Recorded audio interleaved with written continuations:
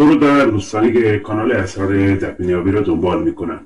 خب مبحث ویدیوی کوتاه امروز ما قلک سنگ هستش. قلک سنگ یکی از نشانه‌هایی که 100% مربوط به دفینه گذاری هستش و جهت پنهان کردن و یا یک نشانه از وجود دفینه در مکان هستش. خب ببینید این قلک سنگ در چه حالتهایی میتونه بیاد. گزینه اولش کارگزاری دفینه در داخل خود سنگ میاد، ولی خب نمیخواد این سنگ رو کامل تخریب کنید. باید محفظه در پوش پلم را پیدا کنید، با تست صدا و همون را بشکنید و دفینه در داخل خود سنگ وجود داره. خب گزینه دوم میتونه در زیر خود سنگ قرار بگیره.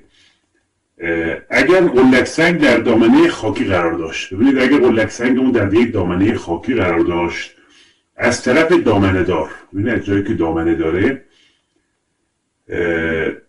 کاوش میشه در زیر خود سنگ، یعنی از همینجا به زیر خود سنگ باید کاوش بشه و کارگزاری دفینه در زیر خود سنگ هستش.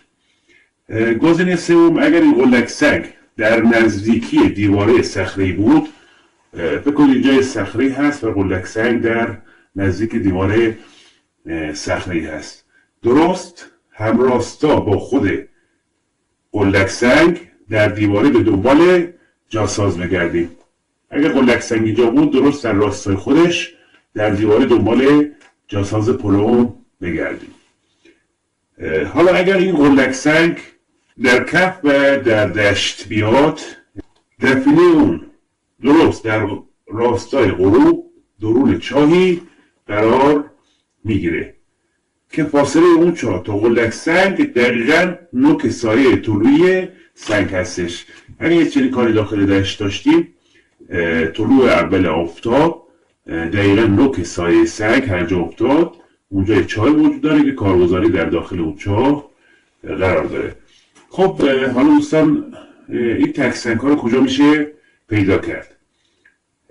محل نیایشگاه ها، اطراف چشمه ها، دامنه مشرف به سکونتگاه ها، حاشیه راه های مالرو باستانی و نزدیک آبشارهای نامی.